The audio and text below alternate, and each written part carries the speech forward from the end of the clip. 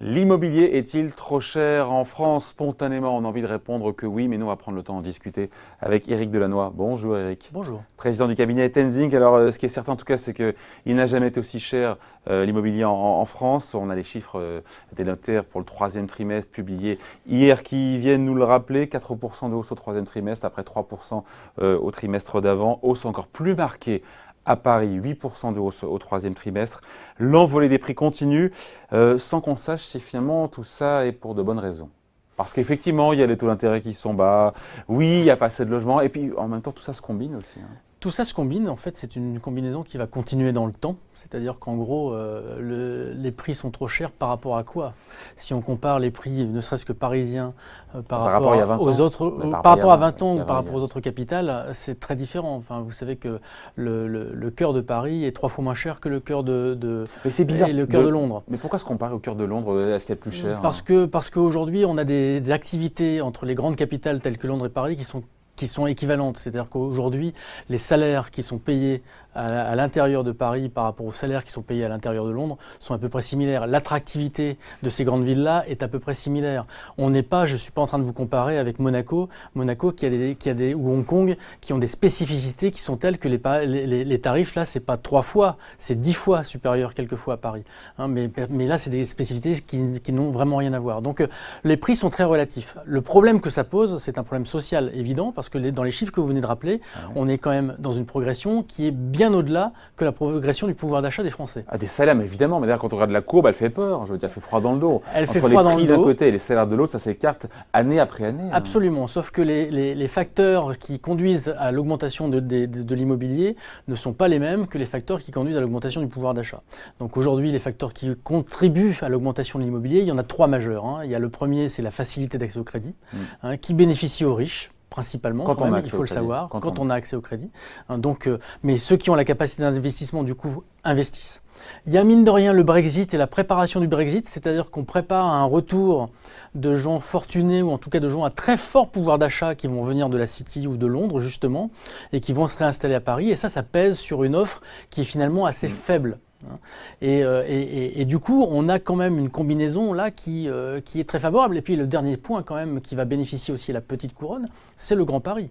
Le Grand Paris est un pari, mais n'empêche est un pari positif pour l'immobilier parce que ça veut dire qu'en gros, ça va créer des zones d'attractivité qui n'existaient pas avant. Aubervilliers, Saint-Denis sont des villes qui sont en train d'exploser en termes de prix immobilier, par exemple. Bon, Paris n'est pas la France, mais c'est vrai que Paris est le marché de tous les excès.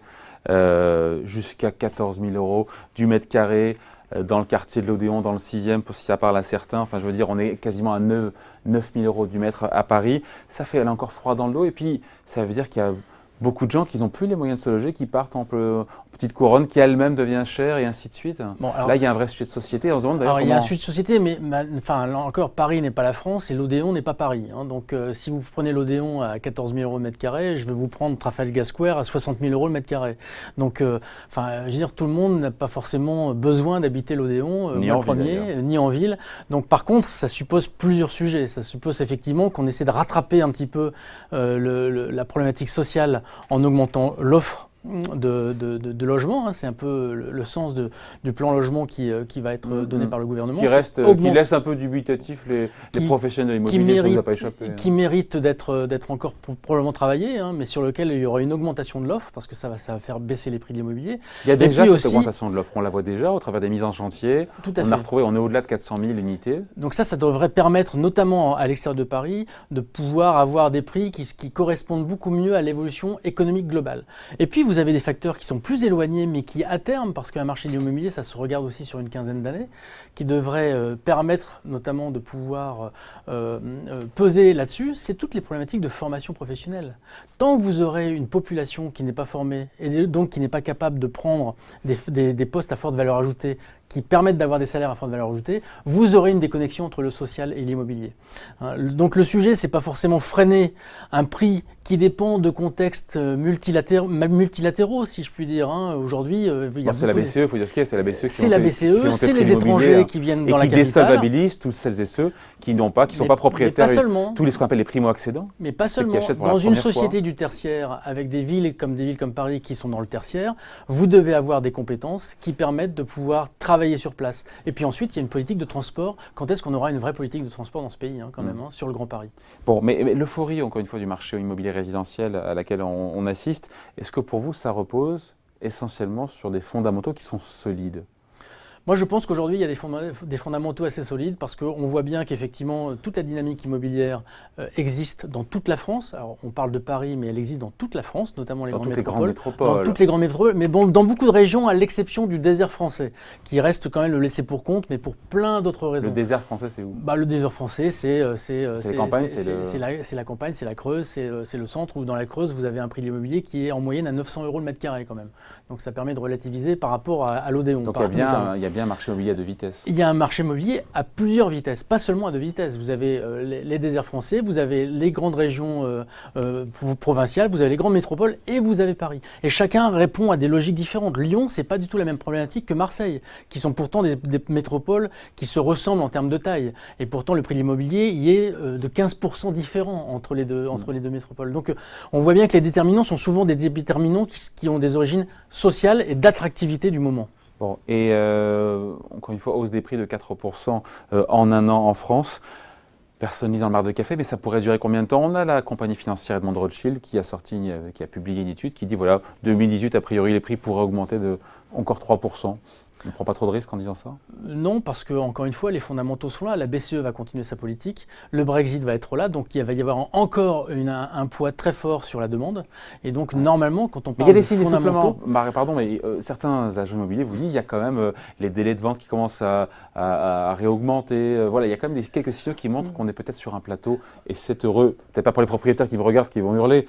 Je vais me faire lapider sur la place publique, mais pour celles et ceux qui vont acheter, c'est la moitié. On a 50%, je crois, ou 60% de propriétaires. Oui, mais il y a un phénomène qu'on ne prend pas en compte là-dedans, c'est qu'en 2007, ou même malheureusement dans les années 2010-2015, avec les attentats à Paris, les étrangers ont un peu déserté la capitale et ont été divisés par 3.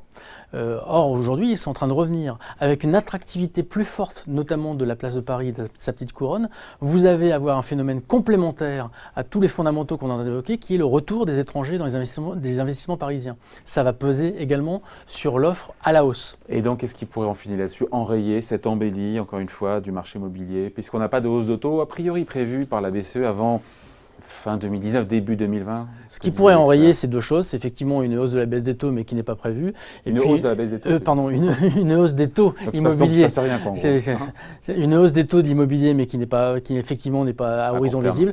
Mais surtout une cassure de la croissance et une rupture de la confiance. Si demain, vous avez le BTP qui repart en vrille comme ils l'ont été pendant des années, alors que c'est un secteur qui sort du rouge depuis maintenant un an et demi, vous aurez effectivement un problème. Parce que si le secteur de BTP se remet dans le rouge, vous allez avoir un phénomène qui fait que le prix de l'immobilier va être totalement dérégulé, ou peut-être totalement déréglé, pardon. Bon.